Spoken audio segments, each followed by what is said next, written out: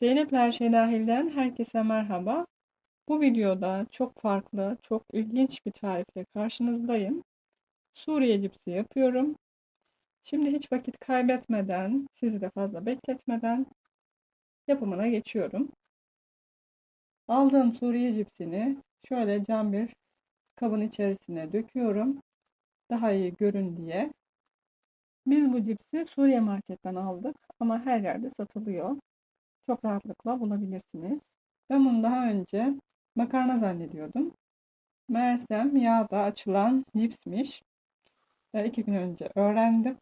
Bana çok ilginç geldi ve tadını da çok beğendim. Şimdi sizlere de paylaşmak istiyorum. Tencerenin içerisine sıvı yağ döküyoruz. Ben burada fazla döktüm ama az da dökebilirsiniz. Yağı iyice kızdırıyoruz. İçerisinden bir avuç kadar alıyorum ve kızgın yağın içerisine atıyorum. Ve saniyeler içerisinde tıpkı patlamış mısır gibi kocaman oluyorlar gördüğünüz gibi. Burada videoyu hızlandırdığımı düşünmeyin. Hızlandırmadım.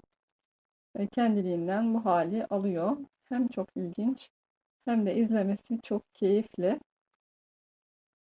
Ve pişen cipsleri şöyle kağıt havlu sermiş olduğum tabağın içerisine alıyorum. Fazla yağını çekmesi için.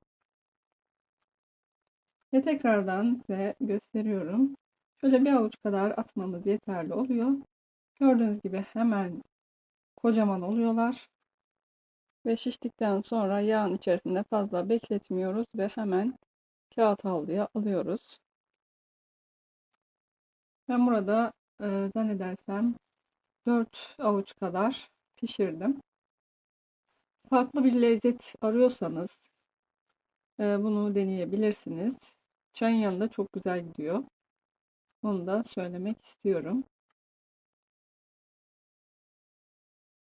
Renginin daha iyi görünmesi için tekrardan şöyle bir cam kabın içerisine alıyorum. Açtığım poşetten kalanlar da bunlar. Yarım kilo kadar almıştık zaten. Ve biraz da kullanmıştım daha önceden.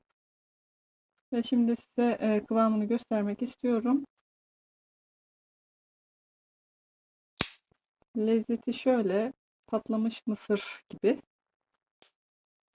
Güzel bir tadı var. Ben beğendim açıkçası.